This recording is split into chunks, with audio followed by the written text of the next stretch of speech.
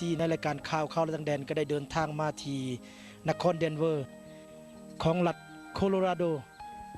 ในขณะที่พวกเขาก็ได้มาถึงวัดลาวแห่งหนึ่งซึ่งเป็นวัดแห่งหนึ่งของเมืองเดนเวอร์ก็คือวัดลาวศรีดาอุณนารามแห่งนครเดนเวอร์ทีมงานพวกเขาได้ถือเสื้อเซินเขามาเยี่ยมยามวัดแห่งนี้และอยู่ในภายในวัดนี้มีอย่างใดทีมงานเขาจะพาท่านผู้ชมไปเบิ่ง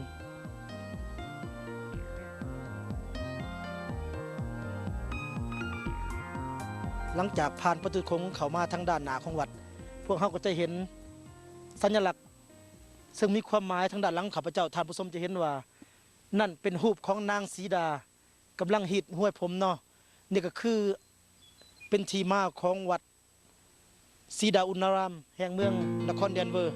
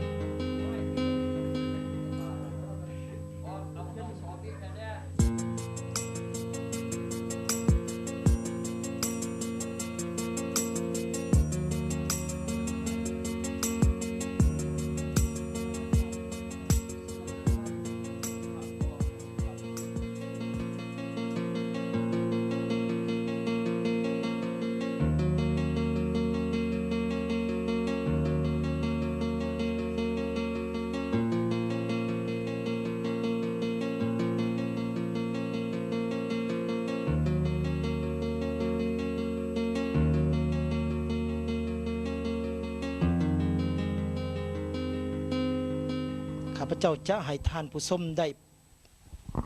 พบกับพระพออุ่นคำเวอร์นศักดิ์ซึ่งเป็นเจ้าอธิการวัดของวัดลาวศรีดาอุณนารามแห่งนครเดนเวอร์รัฐโคโลราโดซึ่งข้าพเจ้าจะเป็นผู้ถามความเป็นมาต่างๆเกี่ยวกับวัดแห่งนี้วัดลาวศรีดาอุณนารามของเฮานี่ได้เริ่มสร้างมาแต่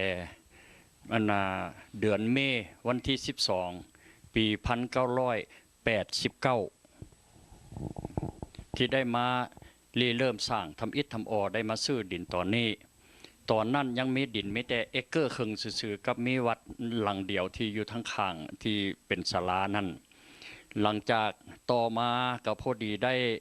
ปี1ปี2ก็จังได้มาซื้อดินต่อออกอีกเป็น3 เอเกอร์ไปรวมปัจจุบันนี้มีดินอยู่5 เอเกอร์แล้วซื้อดินไม้นี่ออกอีก74,000ซื้อแต่เก่าหันมีแต่$125,000แล้วมาซื้อไม้ออกอีก3 เอเกอร์ไปได้75,000ครับมารวมกันเดี๋ยวนี้จังได้ดิน5 เอเกอร์ที่อาตมาสร้างแล้วก็ได้มาสร้างสิมบนเฮาอยู่นี่ก็ได้สร้างเพิ่มขึ้นมาอีกเป็นปีที่2จังได้มาสร้างสิมวัดนี้3 ปีได้เพย์ออฟหมดและบ่มีหนี้บ่มีสินหยังเริ่มสร้างทำอิฐนั้นบ่ได้แม่นองค์การใดทั้งหมดแม่นแฮงออกตนญาติโยมชาวพุทธในรัฐโคโลราโดนี้เป็นผู้สร้างและยะพอเป็นผู้นำพาในการสร้างศาลนี้เวลานั้นแม่นทานฤทธิ์ไสนุราชเป็นประธานวัดและก็พร้อมคณะกรรมการพร้อมออกตนญาติโยมอยู่ในรัฐของโคโลราโดเฮานี้อาตมาแท้เป็นผู้มานำพาสร้างศาลเริ่มมาแต่นั้นก็จนถึงกะละนี้ก็ปกติแล้วเฮามาสรุปอยู่ในรัฐนี้คนนี่อยู่ประมาณ300ครอบครัวไล่ในครอบครัวอยู่ในระดับ300ในตัวคนก็สิอยู่ในราว 5-6,000 คนก็สมมาสมควรอยู่ก็แม่นชาวพุทธของเฮาทั้งหมดใน3 สมาคมก็ได้มาเข้าร่วมมาสร้างศาลนำกันอยู่ในนี่หมดแต่เริ่มต้นทำอิฐมานั่นล่ะแม่นชาวพุทธทั้งหมดในเหือแหงออกตนญาติโยมอยู่ในรัฐนี้และรัฐใกล้เคียงมาสร้างก่อนสิเกิดวัดนี้ขึ้นมาได้อันนี้ถ้าออกตนในต่างรัฐหากมีศรัทธาที่จะอยากสร้างสิมหรือศาลาต่อไปที่เนี่ยพอจะสร้างนี่ก็กรุณาส่งมาทางใบสนีก็ได้ให้สั่งจ่ายแนะนำวัดลาวศรีดาอุณนารามใส่เสกก็ได้มันนี่ออเดอร์ก็ได้ส่งมาตามทางเม ก็บ่มีปัญหาดอกและที่อยู่ของวัดเฮานี่แหละให้ส่งมาตามที่อยู่ของวัดเฮานี่โลดเพราะว่าเนี่ยพอเคยส่งหนังสือออกไปอยู่แต่ปัจจุบันนี้เฮายังมีแผนสิสร้างต่อออกไปนี่1สิเฮ็ดศาลาโรงธรรม2แม่นสิเฮ็ดฉิมแต่ว่าศาลานี่เฮาสิมีพออยู่ปัจจุบันนี้แล้วจังมาล้มกันใหม่ว่าสิเฮ็ดฉิมกับกุฏิสิเฮ็ดกุฏิหลังเก่าสิมั่างหลังเก่าแล้วสิเฮ็ดหลังใหม่ออกสิเฮ็ด5ห้องนอนสิเฮ็ดบนเฮาเข้ามาทำอิฐนั่นแหละสิไปเฮ็ดหลังนั่นอีกแล้วก็สิเฮ็ดพุทธสิมาอยู่บนเดินทางนอกนี่ข้างบอนเฮาอยู่เดี๋ยวนี้นี่อันนี้ทางในนี่เฮาสิลัวออกเบิดให้เป็นหัวแจกทั้งหมด4ห้องนอนก็สิลัวออกให้หมดอันนี้มีแผนสิสร้างไปดังนั้นถ้าว่าออกตนญาติโยมศรัทธาต่างรัฐหากมีศรัทธาอยากอุปโมทนาอยากสร้างรักษาค้ำสู่พระพุทธศาสนานำอาตมาแล้วก็ขอเชิญส่งปัจจัยของทานมาทั้งใบสนีตามที่มีศรัทธาตามที่อยู่วัดของเฮานี่เพราะว่าที่อยู่วัดของเฮานี่ตกอยู่นำเบิดทุกวัดมีเบิดทุกวัดอยู่ใน95วัดในสหรัฐอเมริกาแม่นวัดลาวสีดาอุณรามนี่ก็อยู่ในองค์การสงฆ์คือกันเจ้าสบายดีพ่อแม่พี่น้องหมดทุกคนก็ในการที่ว่างานของที่ได้เชิญทางลาว BC มาในครั้งนี้หันหมายความว่างานมื้ออื่นนี่แหละก็สิมีการโชว์แสดงประเพณีนุ่งเครื่องแบบลาวของพวกเฮาจังซั่นก็นางสาว2สาวนี่เพิ่นก็ได้อาสาสมัครทั้งที่ว่าเหตุการณ์ฟูลไทม์แล้วก็บ่มีเวลาเพิ่นก็ได้อาสาสมัครมาช่วยแบบพิเศษบ่ได้คิดค่าหยังก็ได้มาฝึกมาแอบหลายที่เติบแต่ว่ามื้ออื่นนี่สิได้เห็นกันว่าพวกหลานสาวนี่เพิ่นสิย่างโซ่ขึ้นอันใดเจ้าแต่เกี่ยวกับวัฒนธรรมของลาวเฮาในการแต่งกายนุ่งถือแบบฮิตของประเพณีลาวของเฮาน้อยมีความรู้สึกจังไดว่าพวกเฮาจะยังคงรักษาไปแบบใดให้คู่กับคนลาวเฮาตลอดและสำหรับแนวคิดของน้อยเองคิดว่ามันมีความสำคัญจังไดเกี่ยวกับสังคมลาวเฮาขน้อยอาสา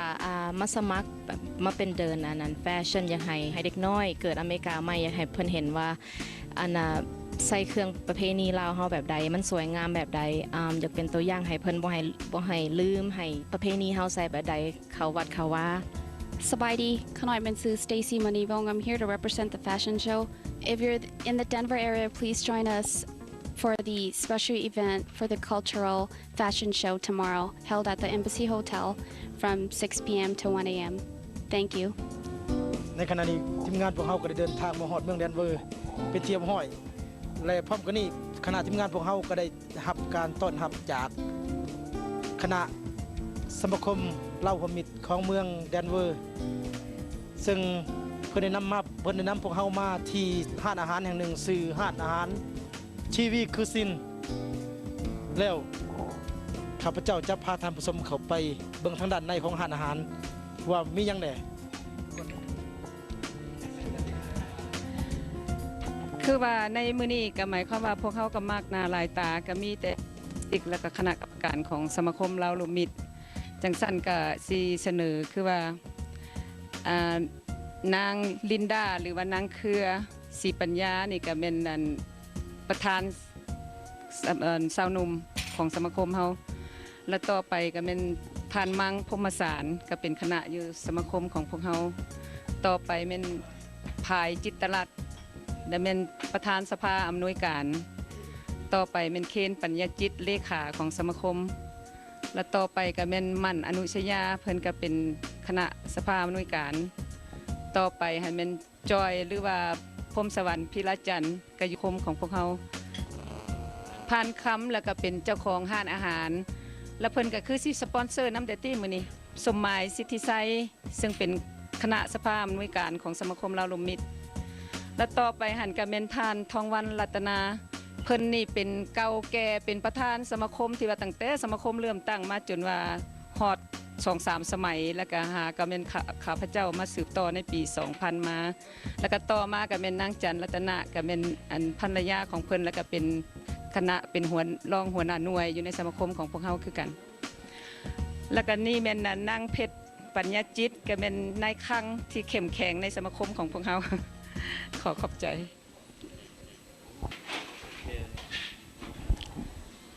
สบายดีปีใหม่เพราะว่ามื้อนี้ก็เป็นปีใหม่แล้วเนาะ ข้าพเจ้าก็คือที่ได้เสนอมาสื่ออ่อนจันทร์อินทามณีวงศ์ที่เป็นประธานสมาคมลาวลมมิตร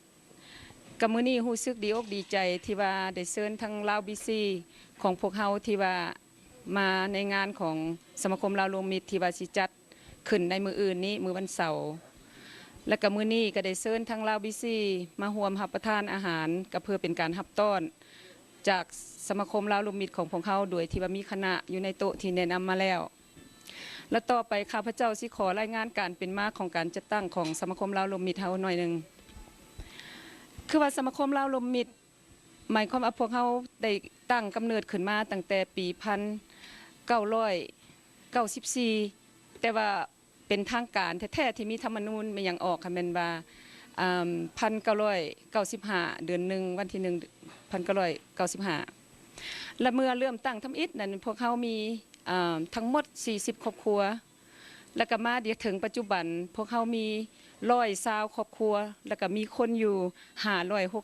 564คนเป็นที่ว่าเป็นสมาชิกในปัจจุบันตัวจริงและจุดประสงค์ในการที่พวกเขาได้ตั้งสมาคมขึ้นมาก็เพื่อว่าอยากเต้าห่วมคนลาวของพวกเขาถึงสิมาอยู่ต่างแดนหรือต่างประเทศอื่นก็อย่าคนลาวของพวกเขาก็อยากให้ปุ้มร่วมกันเป็นอันนึงอันเดียวเพื่อเบิ่งแย่งช่วยเหลือซึ่งกันและกันจังสั้นสมาคมของพวกเขา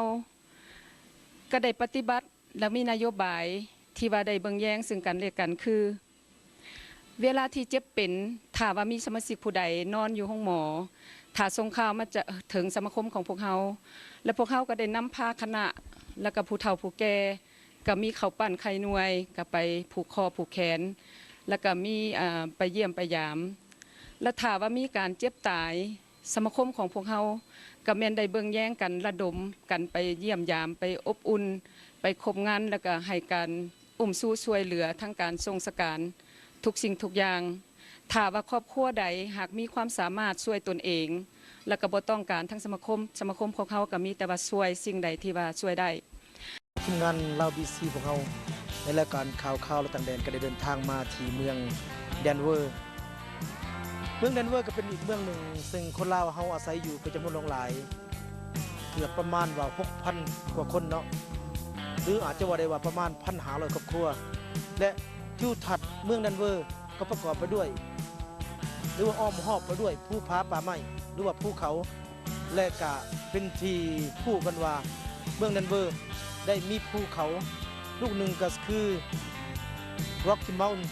ซึ่งมีสโนว์เกือบว่าตลอดปี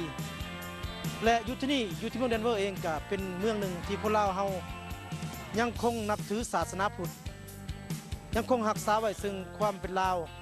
รักษาไว้ซึ่งฮิตของวัฒนธรรมประเพณีอันดีงามของลาวเฮาไว้และมื้อนี้ทีมงานของเฮาก็ได้เดินทางมาหรือถือรับเชิญมาเพื่อมาเก็บกรรมภาพบรรยากาศการเฉลิมฉลองปีใหม่ก็คือการจัดงานส่งเสริมศิลปวัฒนธรรมของสมาคมลาวหัวมิตรแห่งนครเดนเวอร์และงานนี้จะมีความมวลซื่นหรือว่ามีสิ่งใดแปลกหูแปลกตาทีมงานพวกเขาก็จะพาท่านผู้ชมติดตามเขาเบิ่งนํกันดูที่ทางด้านในของ Embassy Suite ว่าทางด้านในจะเป็นอย่างไร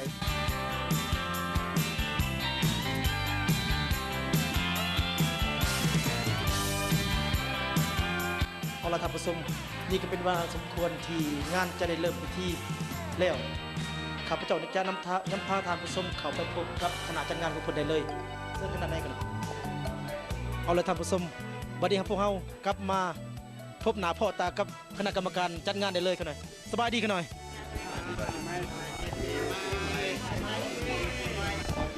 สบายดีกันหน่อย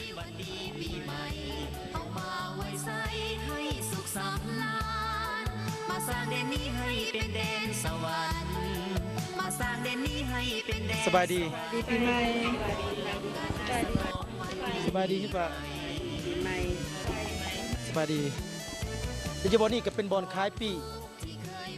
เพื่อให้แก่แขกผู้มีเกียรติที่จะมาร่วมงานขอถามเดี๋ยวนะขอโทษเนี่ยสิยังทันบุญทันนี่มันเนี่ยบุญทันขอโทษเนี่ยสบายดีค่อยซื้ออันหน้ามณีจันทร์กุลบุตรและทั้งสองเอื้อยก็คือเป็นคณะกรรมการจัดงานและก็เป็นคณะกรรมการคล้ายปีและอยากขอถามว่า สำหรับงานมื้อนี้ค่าผ่านประตูเข้ามานี่จักดอนนะ ผู้หนึง12ดอนสบายดีสบายดี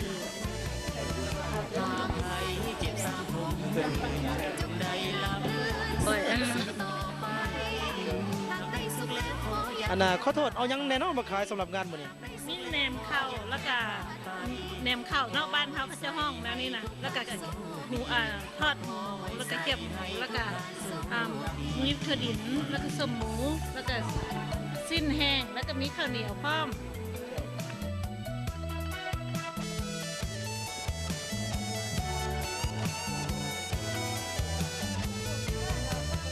วันนี้วันดีปีใหม่เอามาไว้ใส่ให้ พวกเราลงดินพร้อมด้วยคณะขอเยี่ยมบรรดาเฒ่าแก่ผู้ทรงคุณวุฒิข้าพเจ้ามหาวิทยารองประธานที่ปรึกษาของสมาคมเราเรามี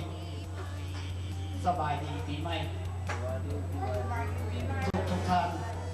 บุญทุกสงกรานต์เป็นบุญประเพณีประจำปีที่ได้ปฏิบัติสืบทอดกันมาตั้งแต่โบราณกาลบุญปีใหม่ปีพ.ศ. 2549 นี้ยานางอ่อนแก่นอินทรมณีวงศ์ประธานสมาคมเราเรามีท่านอาจารย์ภายจิตรรัตน์ประธานที่ปรึกษาพร้อมด้วยคณะตลอดถึงบรรดาสมาชิกทุกท่านได้พร้อมเพียงกันจัดงานนี้ขึ้น เพื่อเฉลิมฉลองในวันบุญปีมะราวจัดมีการวาสีสุพรรณเป็นการอวยพรนอกนั้นแล้วบรรดาสมาชิกทุกลูกหลานยังจะเทิดมีพัดขันดอกไม้ขันห้าสมบัติสมมาบรรดาเฒ่าแก่พ่อแม่ผู้อาวุโสเพื่อเป็นการขอทำให้โทษจากผู้เฒ่าผู้แก่ผู้เป็นพ่อเป็นแม่ดังที่เคยปฏิบัติกันมาขอเชิญยาลุงมังคมสารหมอพรได้ทำพิธีตามประเพณีสาธุสาธุสาธุนะโมตัสสะภะคะวะโตอะระหะโตสัมมาสัมพุทธัสสะนะโมตัสสะภะคะวะโตอะระหะโตสัมมาสัมพุทธัสสะนะโมตัสสะภะคะวะโตอะระหะโตสัมมาสัมพุทธัสสะทุมิกิเตภูมิมาจยตุเทวาสลตาลวิสเมยัมหะทานตาธรรมะสาวนากโลอายัมหะทานตาเป็นสักขีพยานในงานบาสีสู่ควันให้แก่สังคมเรารวมมิตรในกาลปณิขอจงเป็นกาลมงคลอันดีเลิศแล้วก็ขอจงอนุโมทนาดอกผู้ขาทั้งหลายในกาลปณิทุกตนทุกองค์ก็แด่ขาเธอเป็นเจดีย์บางมีไว้ข้าจักสิ่งสกุลทุกให้ก็กับเกิดเป็นคนร่ำรวยข้าจักสิ่งสควายควายก็เป็นควายเขาแก้วข้าเป็นคนรวยโอ้ยฉบับแม่เคยลงนานสัตว์ตัวปลาเทียนก็ได้เป็นดีบนเด่นน้อย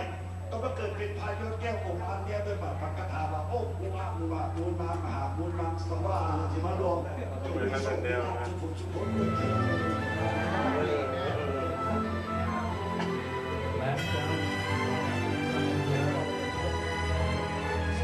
ประกาศสา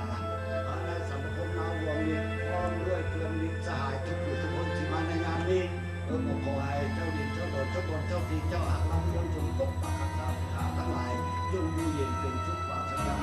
ไฟสีเดือนวันยามสวัสดิ์เรือนยิ่งเป็นไทยที่มาเอสาสงทางปวาลาไปมิตรธรรม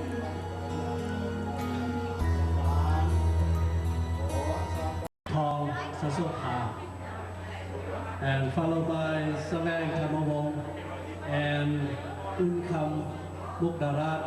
แล้วเขาก็ยังมีนักร้องหญิงโอ้โหว่ามาฮอตแล้วนี่เดี๋ยวบทานฮอตเสือ We also have the female singer beside these three gentlemen. Ladies and gentlemen, นวลจันทร์แสงสวัสดิ์ประธาน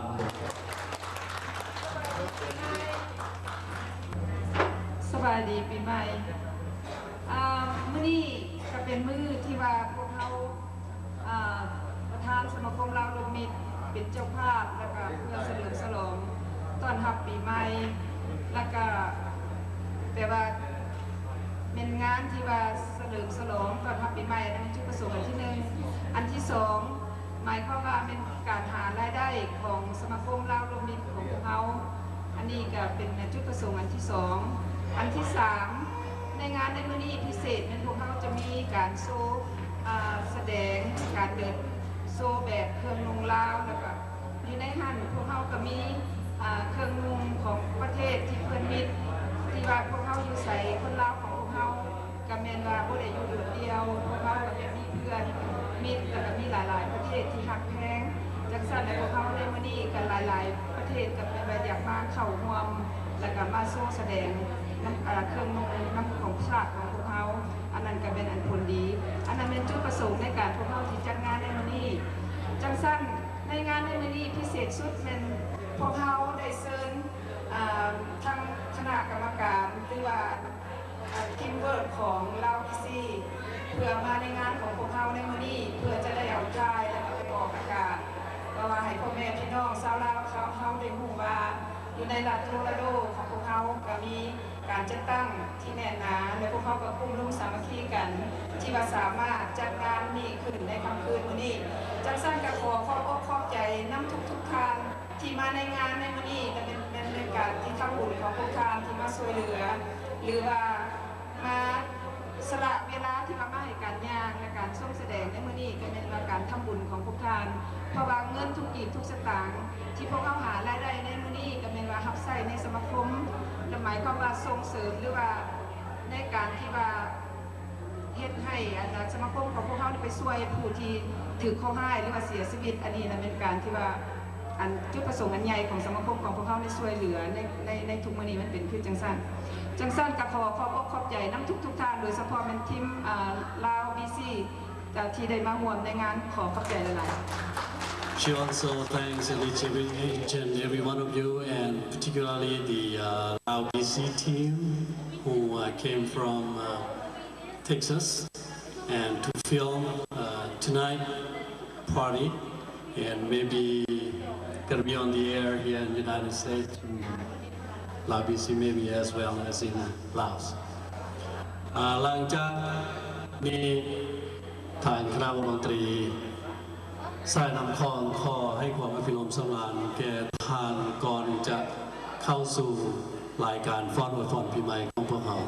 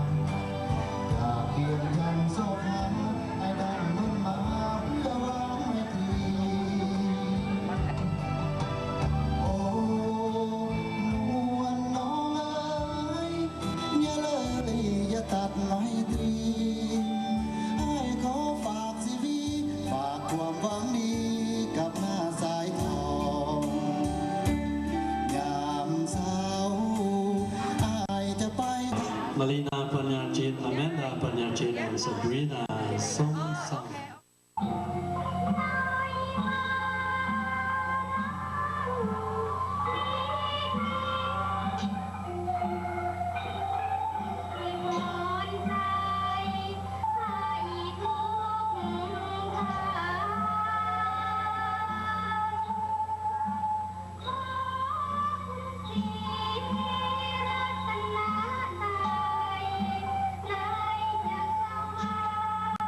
ข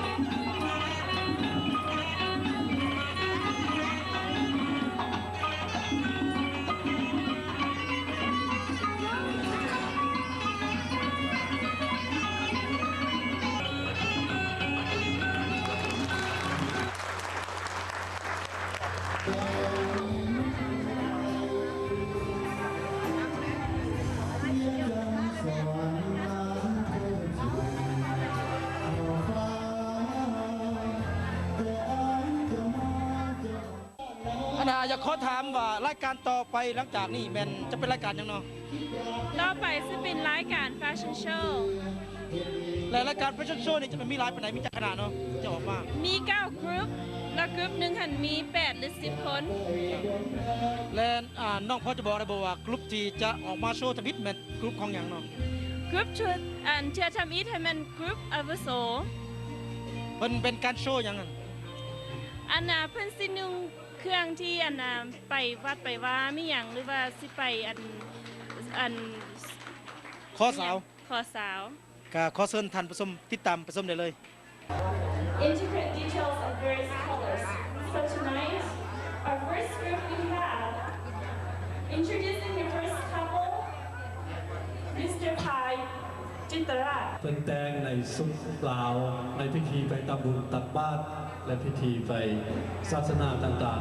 ๆ Mr. Pai Chitara is wearing formal traditional clothing for going to the temples,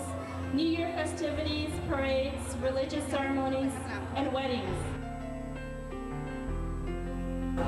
ท่านมังพมสารและในปาลาวพมสารที่นึงมาในสุดลาวเช่นเดียวกันแต่ในสุดนี้นี่เพิ่นไปในพิธีไปสู่ข้อเจ้าสาวคือว่าลูกสายผู้ใดจะแต่งงานอยากได้ลูกให้ได้เมียท่านจะสังเกตว่าท่านมังพมสารนี้ทุกขั้นแตกต่างกับท่านท้ายจิตรรัตน์นั่นนึงเพราะว่าในขั้นนั้นจะมีเครื่องดองเครื่องไปสู่ข้อและเครื่องขันมากแบบในปาลาวก็ต้องมีเครื่องสังเกตว่าคล้ายๆกับอาการนุ่งชุยคล้ายๆกันแต่ในมือของท่านพร้อมและจะบ้านนั้นจะบ่ได้ถือโอในทุกขั้นเพราะว่าในสุดนี้นั้นในสุดงานกินเลี้ยงโดยทั่วไปโดยเฉพาะงานราตรีสโมสรในที่ตั้งเส้นในพระสลังสมัยเก่าจะป้าอาสร้างสนบาลและจะป้านุ่มบานสายบานเพิ่นใส่สุดลาวในงานทั่วไปท่านจะเห็นว่าสุดลาวในสุดเรื่องนี้เพิ่นใส่สิ้นไหมและเสื้อเบียนพร้อมโดยผ้าเบียนในงานทั่วไปในสมัยก่อนหรือว่าสมัยปัจจุบันนี้ก็คือประเทศลาวจะเห็นในงานนี้ในทั่วไป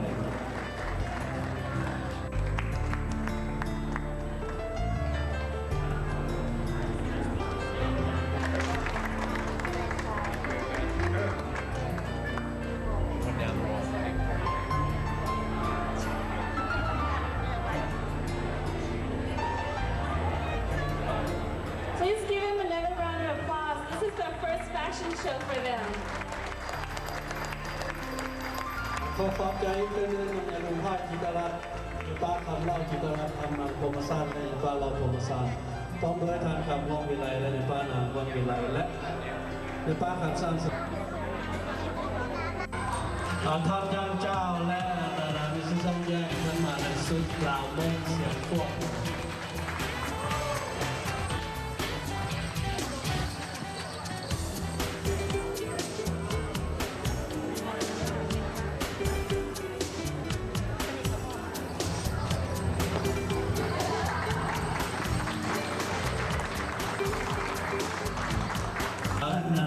บุญโฮมแก้ววิไลนี่นึง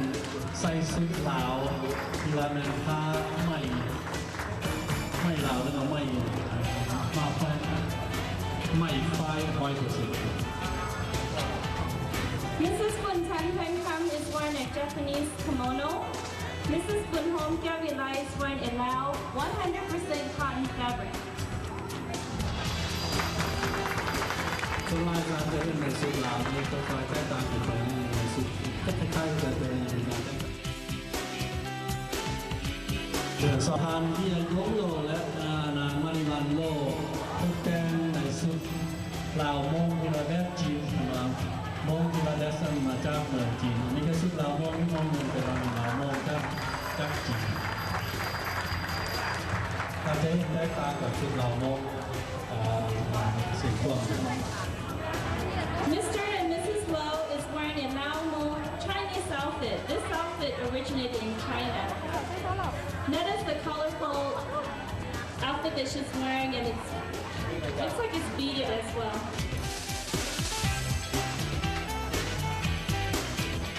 ยานางที่กองอินทวงและยานางยวนจันทร์แทรกสวรรค์ยานางที่กองอินทวงมีคนใส่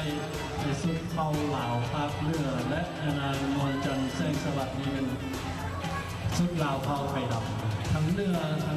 ลาวเผาเนื้อมีเป็นเห็นแบบสุดสีดำในลาวเผาลาวพักเนื้อโดยยานางยวนจันทร์นั้นสุดลาวเผาไข่ดำ Mrs. Intavong is wearing an outfit from Northern Laos, an outfit, the Thai Dam ethnic group.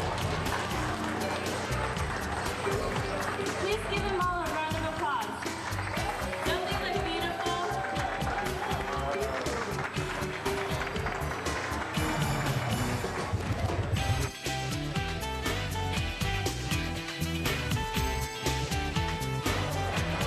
You can buy the roses up in the front. They're $2 each, I believe. So we have 9 groups.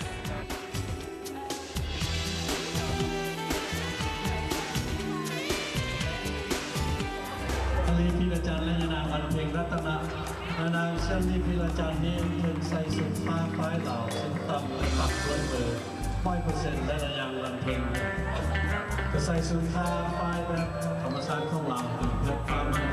ไฟใหม่สังกีฬานิดด้วยเบอร์ปักด้วย 100%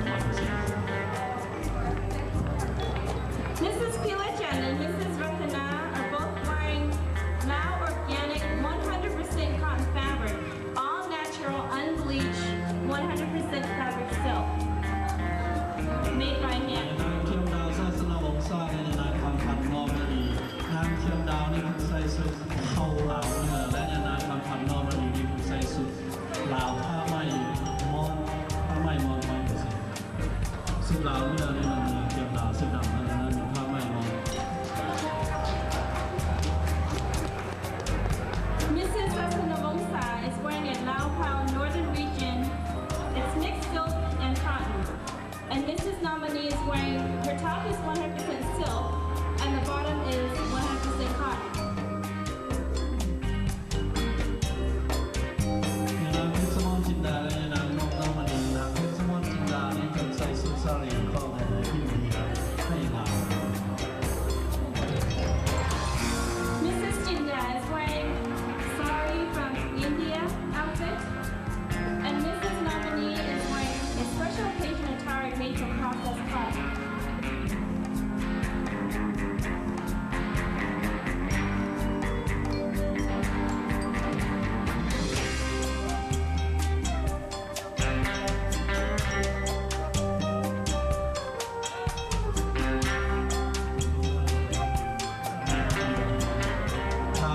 ผ้าสารีของอินเดียเป็นลายสี Mrs. Nominee is wearing a Laulu outfit, pasin, has black on the bottom of it. Notice there's no details on her pasin. And Mrs. Manibong is wearing a sari, which is an India outfit.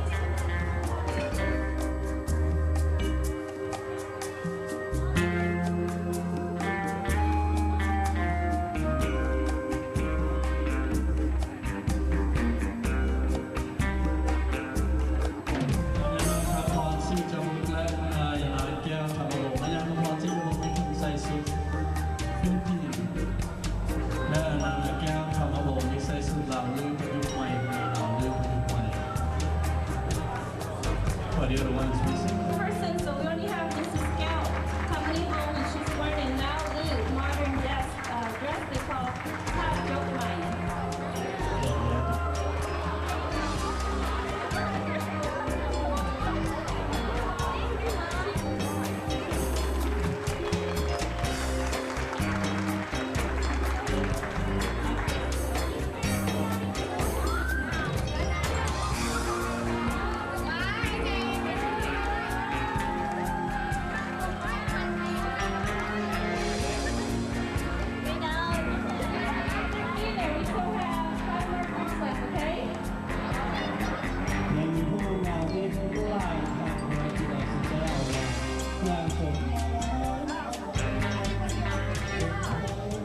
ท่านผู้ชมนี่ก็คือเบื้องหลังสเตจที่บรรดานางสาวและเฒ่าบ่าวกำลังเตรียมที่จะออกโชว์แฟชั่นเพื่อท่านผู้ชมที่มาในงานมื้อนี้ได้เบิ่งการแสดงการแต่งกายของกระเจ้าแต่ละชนชาติชนเผ่าของลาวเฮาหรือว่าของต่างประเทศและก็มีมากหน้าหลายตาถึง90ชีวิตที่พวกเฮาบ่เคยเห็นมาก่อนอยู่ในสหรัฐอเมริกานี่ก็เป็นแห่งทวิตท่านผู้ชมก็คงจะเห็นได้ถึงเป็นแถวยาวเหยียดจากด้านนั้นจนถึงประมาณ90ชีวิตด้วยกันและก็แสดงไปแล้วประมาณ5กรุ๊ปและบางว่าท่านผู้ชมคงจะได้รับความสำราญนำ และคงจะมีความพอใจในสิ่งที่ลูกหลานเฮาได้นำเอาสิ่งต่างๆมาแสดงให้พี่น้องได้เบิ่งกัน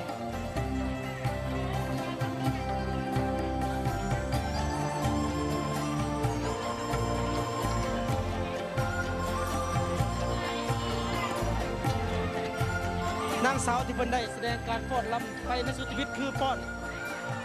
พวกเจ้าได้ฟ้อนจังหวะยังไปก่อนได้ฟ้อนปีใหม่ลาวเพิ่นบ่แม่นนางสาวที่ได้ฟ้อนอวยพรปีใหม่ลาวซึ่งเป็นการแสดงครั้งชีวิตในการเปิดงานมื้อนี้ขอโทษร้านชื่อหยังเนาะดาริกาศรีดาราเกษรปัญญจิตอแมนดาเบนิจิ Victoria von Pickney นี่ก็คือลูกหลานเราที่แสดงออกถึงการฮู้ซึ่งฮิตของประเพณีและวัฒนธรรมอันดีงามของเรา So, can you guys tell me how you're feeling?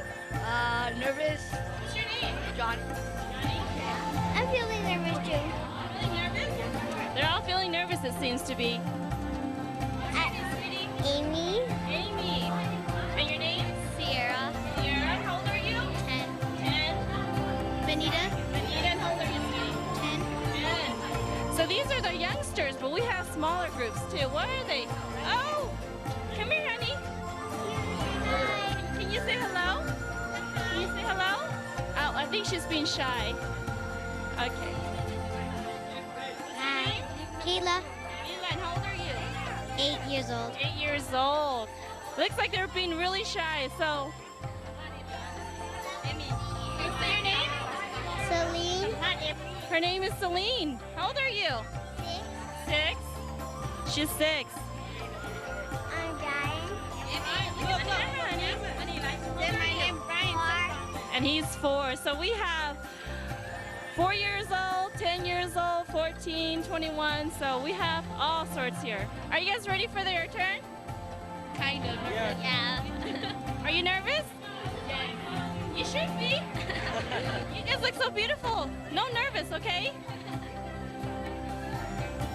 Sing that night. Sing that night.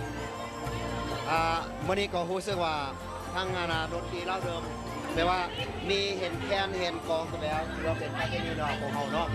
แปลว่าลาวของเฮานี่จะไปตกอยู่ประเทศใดก็ตามพวกข้าพเจ้าหรือว่าพวกคณะนี้แปลว่าบ่ปะประเพณีลาวของเฮาที่12กอง4ฮิตมีกองเสียงแปลว่าหมอแคนกับกองนี้ต้องไปพร้อมกันอยู่เสมออันนี้เป็นประเพณีของเฮาเนาะเนาะขอบใจหลายๆ Okay, ขอบใจ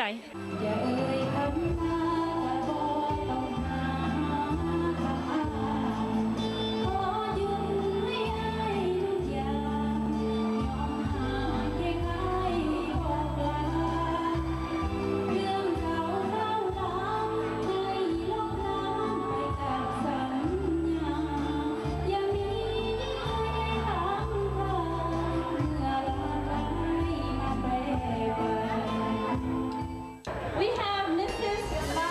Kantiyavong and Mrs. Malithorn Vongsorapan. นางลากคัตติยวงศ์และมณีพรวงศ์สรพันธ์นางลากคัตติยวงศ์มีเป็นใส่ในสุดลาวหรือเสื้อปัดและนางมณีพรมีใส่สุดเกาหลี Is wearing a lao lu, a shirt that is wrapped to the side. And Mrs. Vongsorapan is wearing a Korean outfit.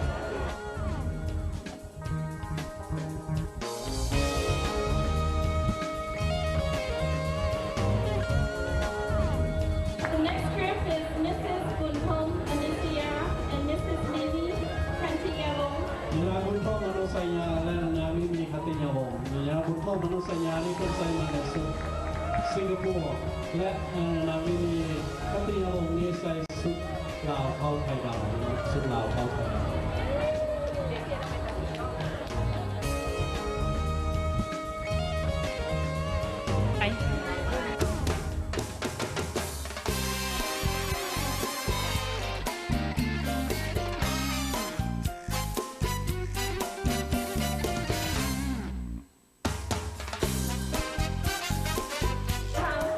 ยานางสุกีโมคันดีและยานางแอนนาผ่านฝั่งยานางสุกีโมคนดีที่คนใส่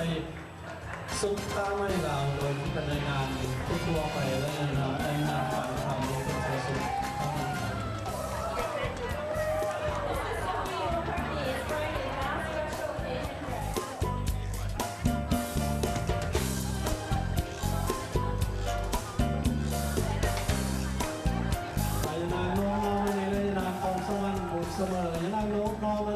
ใส่สุดเข้าลาวจะเข้าลาวซึ่งมันทั้งเรื่องทางใดทางกลางและยังนางความสามารถบนซุปเปอร์เนี่ยเพิ่นใส่สุดเข้าลาวอีกก็ Mrs. Nominee is wearing a Khao Lao outfit, and Mrs. Consulate Busuma is wearing Khao Lao Evolve.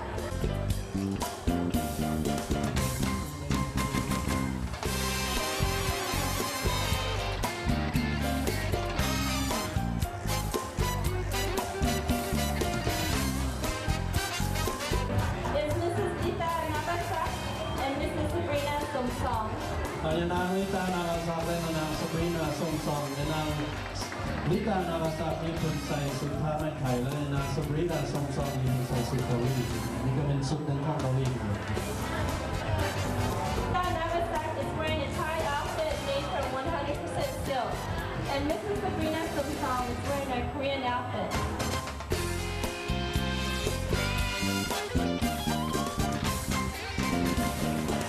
So give a big hand. Well, I can hear you bigger, Hannah. Whoa.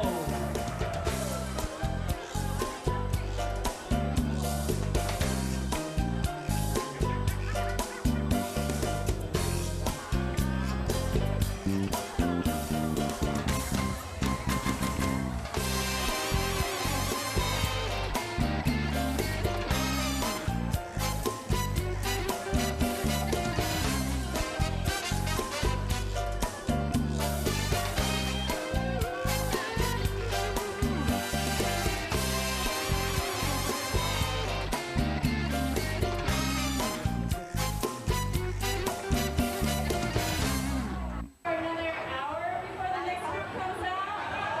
I don't think so. Okay. We'll have them come out now. Group number 5, starting with Mr. Michael Dalen and Mrs. Anongpin Dalen.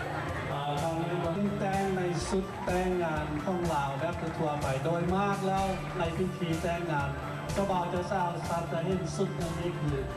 ผู้ชายคนใส่นี่เป็นสุดแต่งงานของเจ้าบ่าวในสุดแต่งงานของเจ้าสาว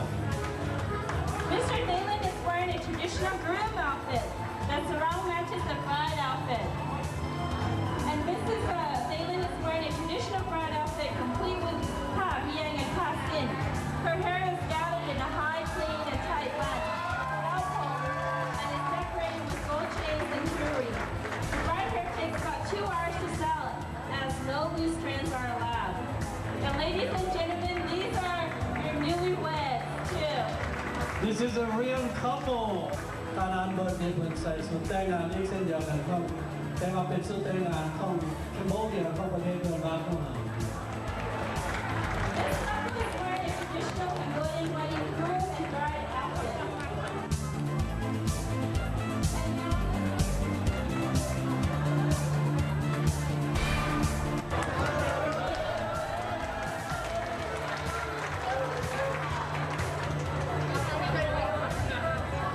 เดซี่ไซและนางอาทิตาพิราจันทร์เช่นเดียวกันเพิ่นใส่ชุดแต่งงานของลาวมีอีกแบบนึงในประเทศลาวนั้นเขามีลายเค้กลายวันแต่ส่วนลายการนุ่งเสื้อนั้นคล้ายๆกันคือนุ่งผ้าเบียงและใส่ผ้านุ่งผ้าแล้วก็ใส่ผ้าเบียงมันคล้ายๆกันแต่เครื่องที่นุ่งนั้นแตกต่างกันไปนิดนึง This couple is wearing a traditional Lao groom and bride wedding outfit. There's so many different variations in the wedding dresses, so you'll see different details and colors. เยอะช่วงเป็นแต่งในสุดลาวมงสำเรื่องแต่พอมงของมันมีลายเค้กมงคือการเลื่อนผ่านไปเป็นลาวมงเสียงพวกนี้เป็นลาวมงสำเรื่องแต่เสียงกันนั้นที่ใกล้คือกับลาวมงเสียงพวกเส้นเดียวกัน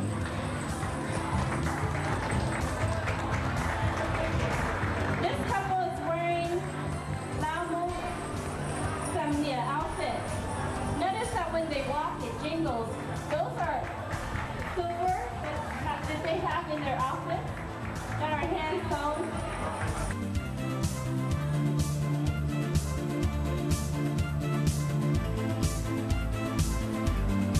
อาจจะซีเงินเป็นใส่สุดสากลทั่วไปแบบลาว และก็นางประสงค์สิงหวงศ์มีเพิ่นใส่สุดใหม่ลาวในที่เราไปงานราตรีสโมสรต่างๆก็จะเห็นชาวลาวที่ใส่สุดแบบนี้โดยทั่วไป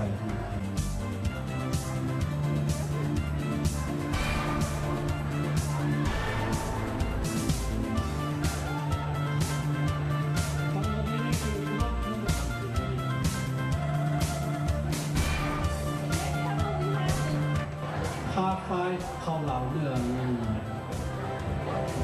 ประธานเฮนรี่เวียนนี่ก็ใส่สุดลาวแบบทั่วไปส่วนมากว่าในสุดใส่นี่ส่วนมากจะเป็นผู้อาวุโสที่ว่าใส่สุดแบบนี้ This couple is wearing Lao Korea.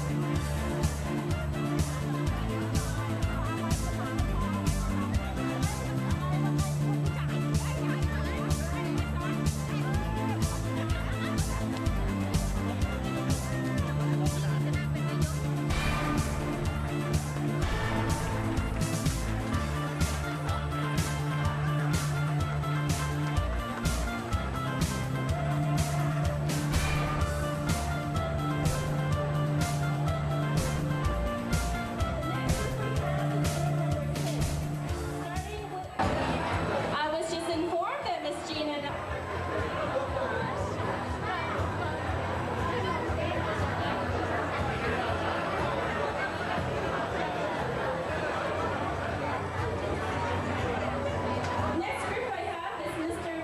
ของแคมโบเดียเองนี่ก็เป็นสุดแต่งงานของแคมโบเดียอีกสุดหนึ่ง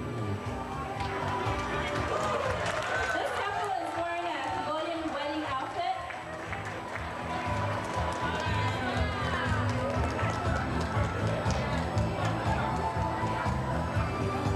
เพียงแต่ใส่สุดแต่งงานจะซื้อได้โมเมนต์แต่งงานกับประเทศอะไร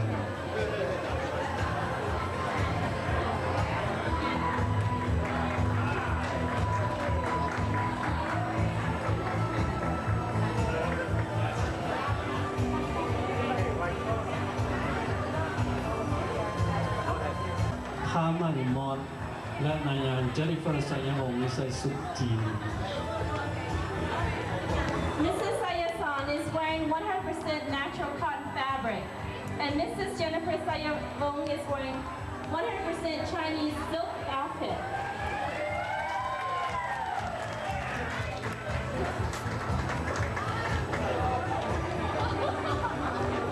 นี่ก็รู้อันนี้เพิ่นใส่สุดเวียดนามที่ว่าโดยทั่วไปและซีเรียซอนนี้เพิ่นใส่สุดแคมโบเดียคือกินเดือแบบทั่วไป Mrs. Tran is wearing a Vietnamese outfit, which is for the bride, and Mrs. Son is wearing a Cambodian outfit.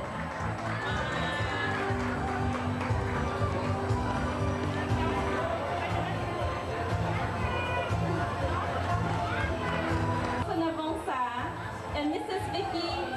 Sipun ยานางอเบนดาศาสนาวงศาและยานางมิกกี้ศรีสุพรรณทองยานางอเบนดาศาสนาวงศานี้เพิ่นใส่สุดเวียดนามในพิธีแต่งงานในโอกาสแต่งงานเพิ่นว่าเป็นสุดแต่งงานของเวียดนามและมิกกี้ศรีสุพรรณทองนี้ใส่สุดลาวเผ่าอีกอซานิกอเพิ่นก็มีสั้นมียาว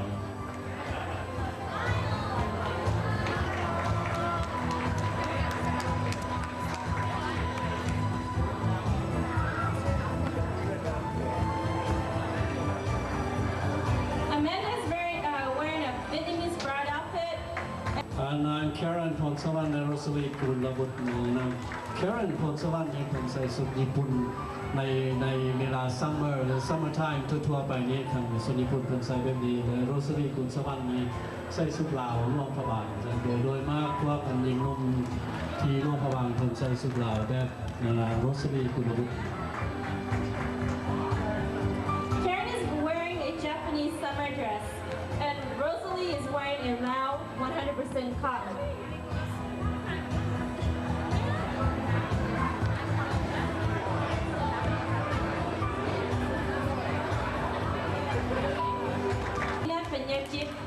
นางอลิสาศิดาราและนางมลิดาปัญญาจิต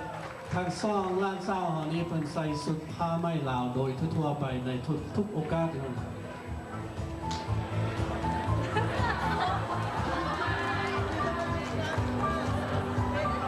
I can't. Both these ladies are wearing Lao silk that they would wear to any occasion, so it's pretty much an all-occasion dress that they're wearing.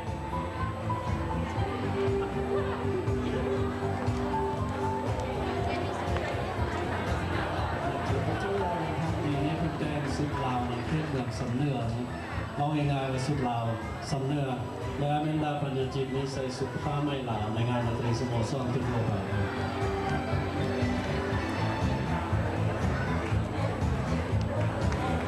Victoria is wearing Lao Samnya outfit and Amanda is wearing a Lao party outfit.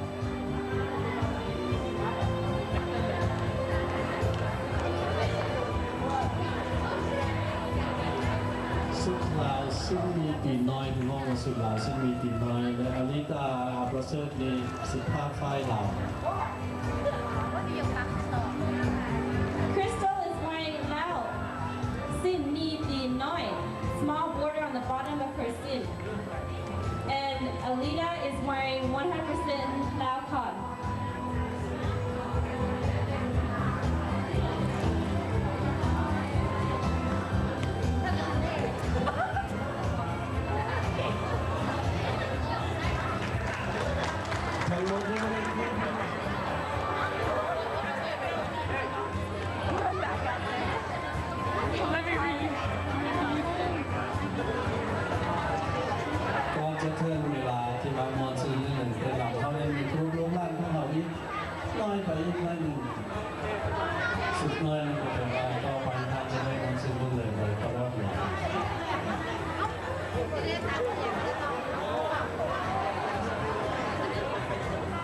เอาตัวนี้ตัวแม่ยกให้เด็กผู้ชายได้คิวนะเป็นร้อนได้หลายร้อยอะไรค่ะได้ค่ะเดี๋ยวพวกเราจะไปเดินด้วยครับวันนี้เฮ้ยไปอยู่ตรงไหนอ่ะสวัสดีค่ะใครคะเนี่ยสวัสดีค่ะนี่ไงคนไหนคนสีฟ้าเหรอ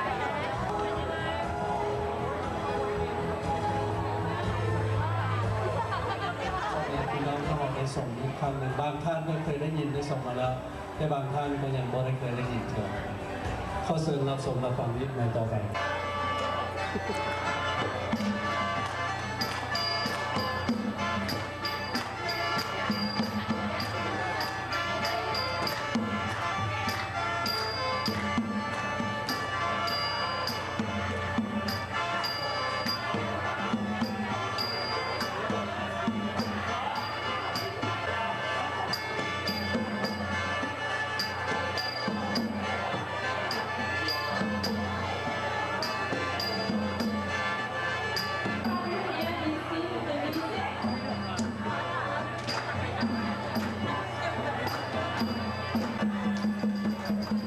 Ladies and gentlemen, ก็เข้าใจเคยได้นำ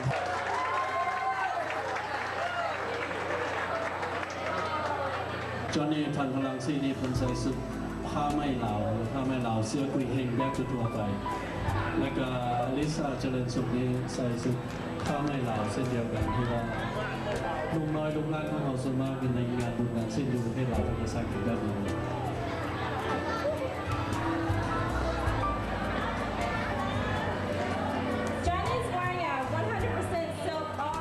shirt,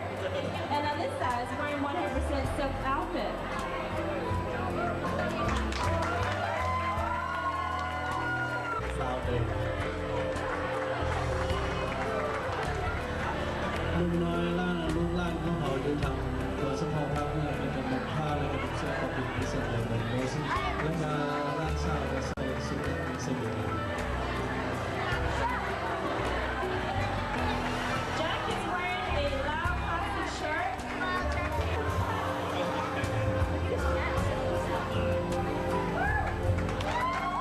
เกาหลีในงานโอกาสปีใหม่เกาหลีในส่วนมากทางเกาหลีคนใส่สุดแบบนี้และหลานสาวชิลาสเปนคนใส่สุดไทยทุกไทยรัตนโกสินทร์บ่แม่นไทยทั่วๆไปสุดไทยเลยทุกไทยรัตนโกสินทร์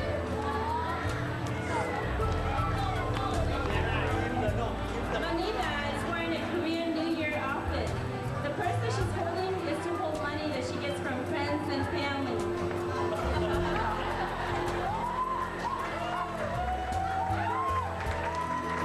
ใส่สุดญี่ปุ่นและแล้วเป็นวงสารพัดนี่เป็นสุดฟิลิปปินส์ตัวสุดเป็นสโมสรของฟิลิปปินส์และนี่เป็นฟิลิปปินส์ญี่ปุ่นสุดญี่ปุ่น Alex is wearing a Japanese outfit, and Alvin is wearing a Philippine outfit.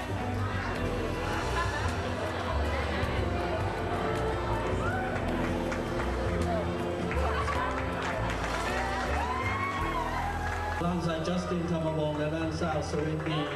ยาลังซีจัสตินนี่คุณใส่สุดลาวผ้าดำลินและด้านซ้ายก็ใส่สุดลาวผ้าดำลินเส้นเดียวกัน Justin is wearing a 100% Lao Padamin, which is a black bleach cotton, and Sawin is wearing 100% cotton Padamin as well.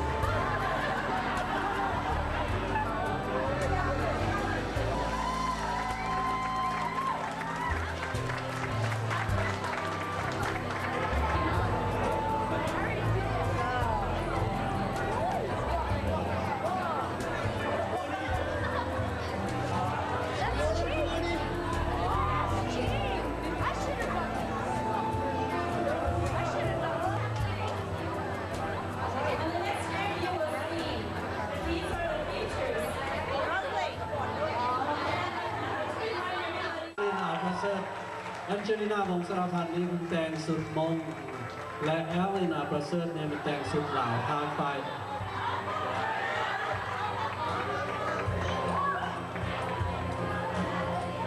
Angelina is wearing a Lao Hmong outfit, and Ellen is wearing a Lao 100% cotton.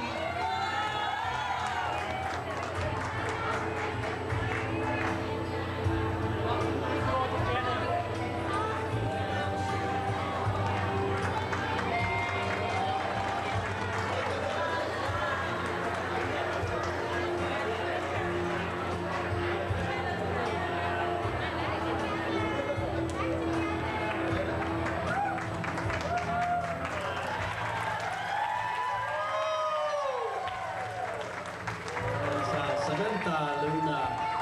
เจ้านาพิรจันทร์นี่เพิ่นใส่สุดลาวหรือเสื้อปักสุดลาวหรือเสื้อปัก Samantha Luna นี่เป็นสุดเผาสุดลาวผ้าไฟ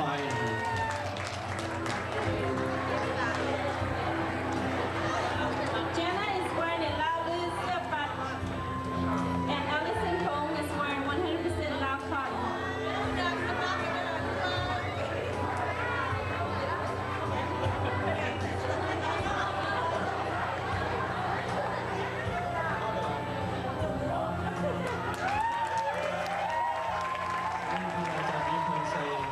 สุดลาวลือแค่3ส่วน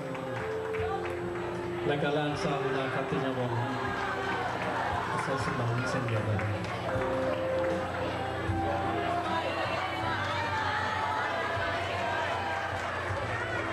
Celine is wearing Lao Lu 100% silk.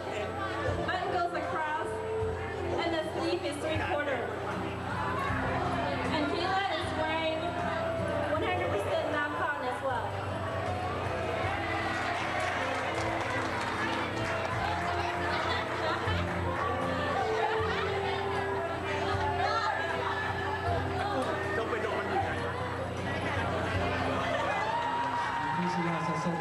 เพิ่นแต่งสุดลาวผ้าไหมโอ้ยน้อยน้อย Priscilla's wearing Lao 100% silk, and the shirt is on side wrap.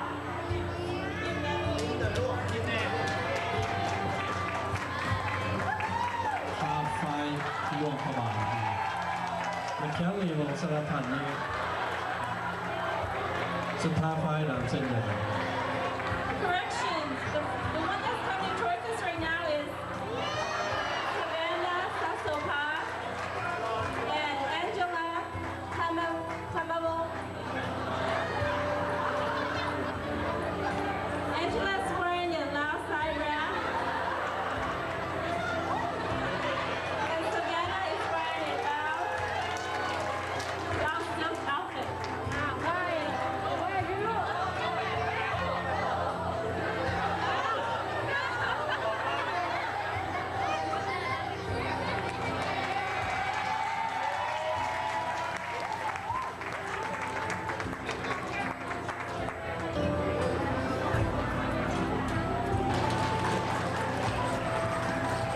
Next we have Mrs.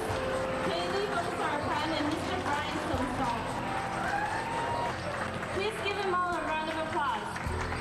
Don't they look beautiful?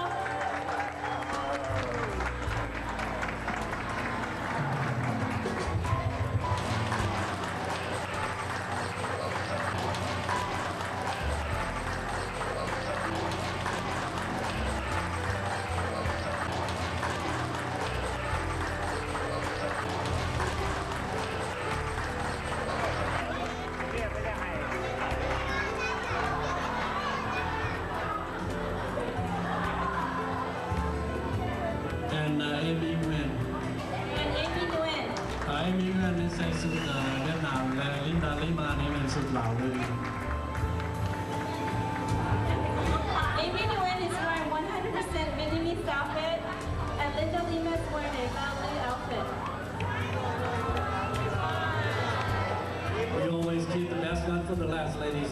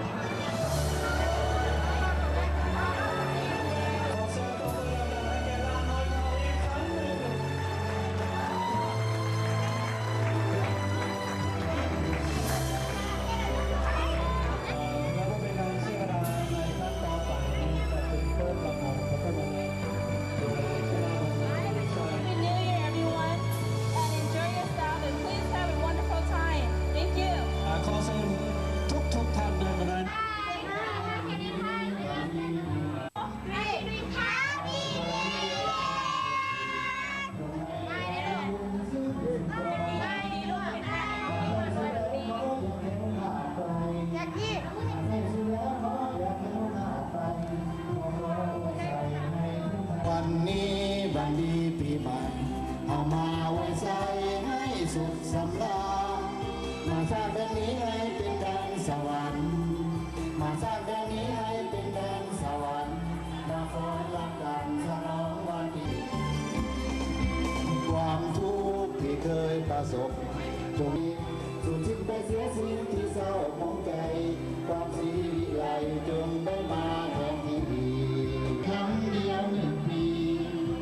วันนี้เลิกงามยามดี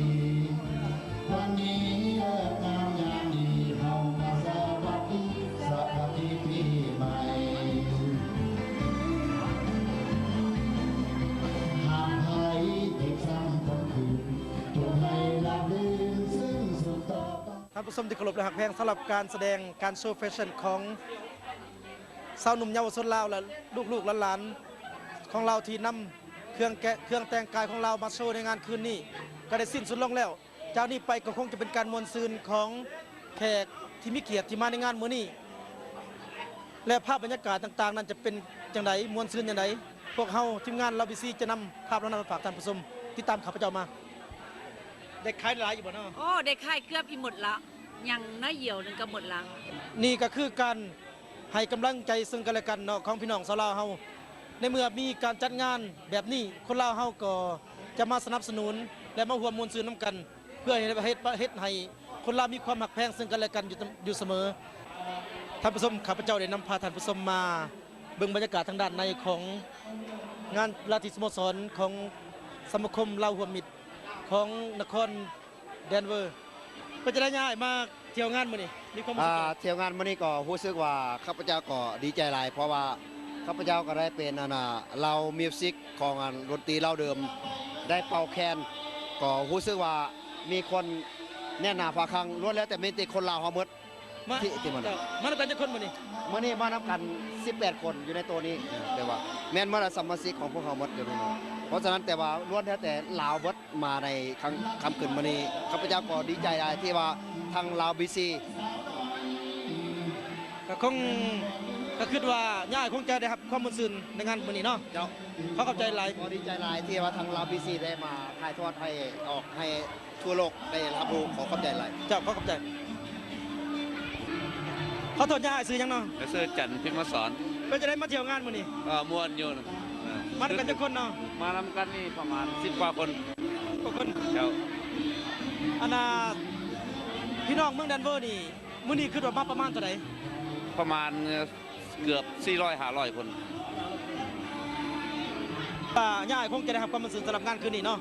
เขาขอบใจหลายอย่างเจ้าวันนี้กำลังให้การสัมภาษณ์กับลาวบีซีของเขาเป็นจะได้เอ่ยมาเที่ยวงานมื้อนี้ม่วนบ่มื้อนี้เป็นมื้อดีที่สุดก็ม่วนไปว่างามไปว่าบ่ทุกคนเฮ็ดงามหลายคนจัดได้งามหลายแล้วอ่อนจัดเฮ็ดจัดได้งามหลายเจ้าได้นำพาลูกหลานมาแสดงการแต่งกายบ่รู้จังได๋เนาะมารวมงานซื่อๆบ่ได้นั่นบ่มีลูกมีหลานเป็นแขกมาเที่ยวมาแต่ว่าก็ยินดีที่ลาบิซีมาอันนี้ก็สมาชิกลาบิซีคือกันมีเรียบร้อยแล้วเจ้าทั้งเป็นสมาชิกแล้วก็อยากขอความช่วยเหลือนำเอ้ยให้ติดต่อหาสมาชิกกลุ่มใหม่มั้ยโอเคอันนี้ก็เป็นลูกหลานเฮาแล้วลาบิซีคือกันลาบิซีจงเจริญเด้อเจ้าจังได๋ก็ขอให้ยังเอ้ยร่วมสนับสนุนลาบิซีไปให้ตลอดทอดฟังแน่นอน100%หลานซ้ายกับยูหันหลานซ้ายอยู่ลาบิซีคือกันเจ้าขอบใจหลายขอบใจสบายดีปีใหม่สบายดีลาวบีซีสบายดีเท่าไทยเป็นจังไดลืมละบ่พี่น้องอยู่เดนเวอร์นี่คือบ่ลงมาก็จะได้มาเที่ยวงานมันนี่ม่วนอยู่วะม่วนมื้อนี้ม่วนดีใจหลายแล้วก็ขอบใจที่ลาวบีซีลงมาเดนเวอร์มาเยี่ยมยามถามข่าวพี่น้องเดนเวอร์เฮาขอบใจน้ำหลายๆเป็นใจมันกันจะคนมื้อนี้มาน้ำกันหมดทุกคนนี่แหละอยากขอถามพี่น้องชาวเดนเวอร์เฮากับเป็นสมาชิกลาวบีซีหลายอยู่บ่เนาะเป็นหลายแล้วก็ขอให้ลาวบีซี successful continue on with the Korea in the future and we are really happy to be a member of ลาวบีซีเจ้าขอให้โชคดีปีใหม่ขอบใจหลายเป็นจะได้ความรู้สึกของย่าสมัยสำหรับงานมื้อนี้ก่อนอื่นมันขอบใจทีมลาวบีซีที่ว่ามา cover ในครั้งนี้ ปรากฏว่าเป็นครั้งทมิตรที่ว่าพวกเขามีการเดินโชว์แฟชั่นในคงเขต East Asia แล้วก็ South East Asia เรามีตั้งแต่รุ่นเท่าจนฮอดลุ่มน้อยๆ2-3 ปีของพวกเขาก็เป็นครั้งทมิตรข้าพเจ้าก็บ่เคยเห็นในหลายก่อนปรากฏว่าได้รับความตอบสนองจากพ่อแม่พี่น้องและก็ประชาชนในเขตเมืองแดนเวอร์นี้พอสมควรก็บ่นึกบ่ฝันว่าสิได้รับผลประโยชน์ถึงขนาดนี้ถึงแม้ว่าจะเป็นครั้งทมิตรของพวกเขาที่เฮ็ดการแน่นอนความคัดตกปกป้องจะต้องมีอักแต่ว่าก็บ่เลือกเกินความคาดหมายของพวกเขาเพราะฉะนั้นสำหรับงานมื้อนี้มีแขกต่างดาวเท่าต่างเมืองหรือว่ามีแขกคนต่างรัฐต่างเมืองมาอยู่บ่เขาก็มีแขกที่ว่าคือพวกในเอเชียนแปซิฟิกคนคือว่าพวกเกาหลีพวกญี่ปุ่นฟิลิปปินส์เวียดนามแล้วก็ไทยแล้วก็แคนเบเดียส่วนหลายก็มาร่วมเอาในค่ำคืนมื้อนี้ถ้าว่าทานผู้ชมอยู่ทางบ้านที่ว่าเห็นรายการนี้ของสมาคมเหล่าฮมิตรที่ได้จัดขึ้นในนครเดนเวอร์ในปีนี้ถ้าทานคิดว่าดีแล้วก็ชื่นใจในปีต่อๆไปทานจักมาเที่ยวเดนเวอร์มาเมืองเดนเวอร์ในวาระโอกาสปีใหม่ลาวของพวกเขานี่มาเที่ยวชมและเที่ยวม่วนซื่นกับสมาคมเหล่าฮมิตรเขาถึงจัดขึ้นแบบปีนี้ในก็ข้อเชิญทุกท่านและขอต้อนรับทุกท่านเจ้าขอโทษยายซื้อยังเนาะซื้ออุ่นแสงหนอวันค่ำแล้วยังเอ่ยดิแอนหนอวันค่ำเจ้าไปจะได้มาเที่ยวงานมื้อนี้มีความรู้สึกยังไงมาเที่ยวงานมื้อนี้รู้สึกว่าดีมกดีใจม่วนซื่นคนก็หลายแล้วก็ได้เห็นว่าเหล่าบีซีมาในมื้อนี้ก็สมมกสมใจที่ว่าคนก็ได้มาสนับสนุนอย่างเต็มที่เจ้าไปจะได้น่ะยายอยู่ทางเมืองแดนเวอร์หรือว่ายังเอ่ยก็อยู่แดนเวอร์คือกันเนาะนั่นน่ะก็ได้เป็นสมาชิกของเราบีซีเฮาหรือบ่หรือจังได๋เนาะยังบ่ได้เป็นเธอแต่หากว่าก็เบิ่งอยู่เรื่อยๆก็ม่วนอยู่เจ้าดีอยู่แล้วแต่ว่าน้องชายอยู่ทางแคลิฟอร์เนียนี่ก็สนับสนุนอย่างเต็มที่เจ้าแต่ไหนก็อย่า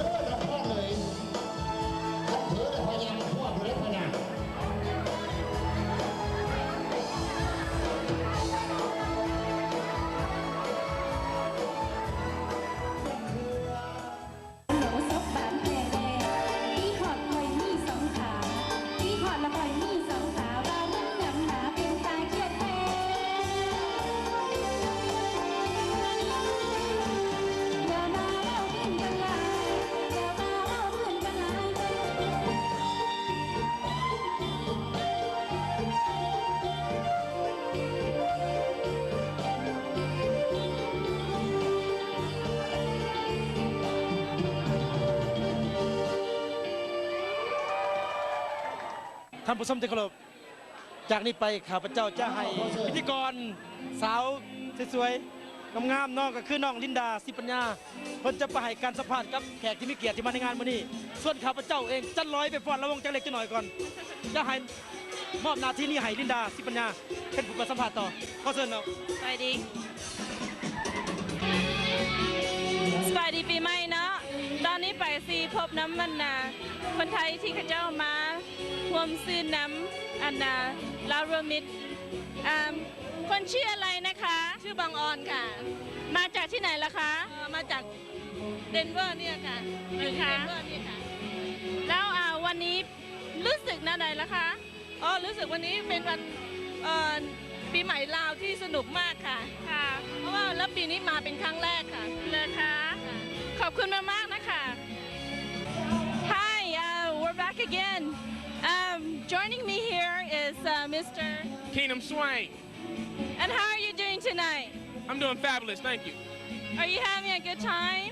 Yes, I am. It's really very informative to see, you know, the things that really go on in our culture. You know what I mean? I just like it, and it's really something good to learn. You know what I mean? So I'm really having an excellent time. Thank you.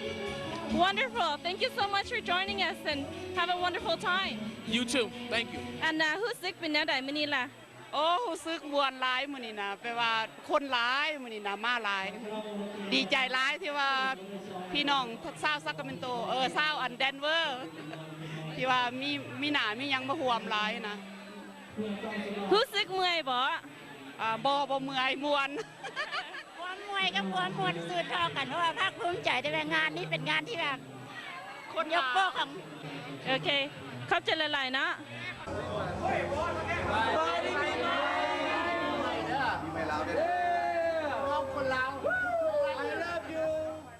สบายดีปีใหม่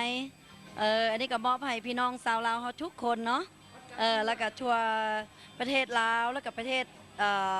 ที่3อันนี้ซื้อบุญฐานเนาะพันคำแล้วก็สุริโยพันคำเป็นเจ้าของห้านอาหารลาวไทยเวียดนามิสสำหรับปีใหม่ปีนี้ก็ขอมอบความหักและความคิดถึงหาพี่น้องทุกคนเนาะขอบใจจังใดก็อย่าลืมห้านทีวีเนาะก็ไปสนับสนุนได้ขอบใจนี่เอ๋ยวันจันทร์นี่เอ๋ยมีความรู้สึกอย่างไรสำหรับงานมื้อนี้ที่มื้อนี้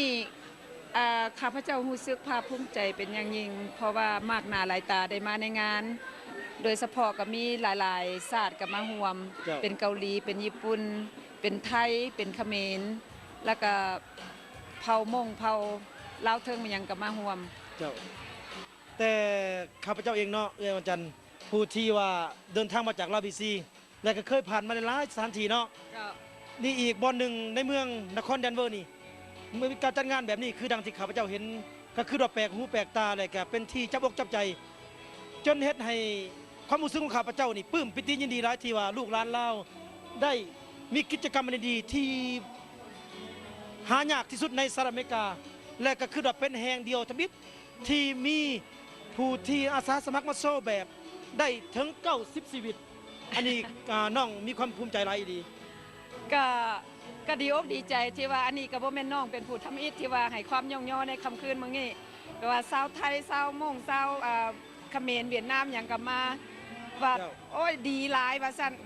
แล้วก็เอนจอยหลายแล้วก็ม่วนหลายว่าซั่นทุกคนได้ม่วนได้ซื่นจัดงานต้องเป็นอย่างนี้ว่าซั่นก็โอ้ภาคภูมิใจหลายก็ดีใจหลายพร้อมกันนี้ทีมงานลอบีซีเฮาก็ต้องขอบใจนำยักษ์เอ๋ยวันจันทร์พร้อมคณะสมาคมและชาวเมืองเดนเวอร์ที่ได้ให้การต้อนรับทีมงานลอบีซีเฮาเป็นอย่างดีเลี้ยงให้เลือเกลือให้อิ่มเนาะจนบ่ฮู้จักว่าจะขอบอกขอบใจจังได้ดีเนาะให้ทั้งที่อยู่ให้ทั้งที่กินทุกสิ่งทุกอย่างเป็นด้วยความอุดมสมบูรณ์ดังนั้นทีมงานลอบีซีเฮาก็ต้องขอฝากฝังสถานีโทรภาพลอบีซีไว้ใน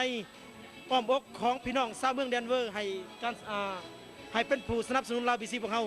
เพื่อจะให้สถานีโทรภาพเฮายั่งยืนอยู่ยงคงตัวได้เนาะเจ้าอันนี้ก็ขอบอกขอบใจที่ว่าอันที่ให้การย่องย่อมาแต่ว่าความจริงแล้วที่ว่าเอื้อยเอาตัดสินใจเอาลาวบีซีมาก็เพราะว่าเห็นว่าลาวบีซีนี่เป็นซ่องของคนลาวของพวกเฮาที่เป็นเจ้าของก็อยากให้ส่งเสริมลาวบีซีของพวกเฮาให้ได้กว้างไกลไปให้ได้ดีไปจังสั้นจะมาตัดสินใจเอาพวกน้องมากับผู้วันในงาน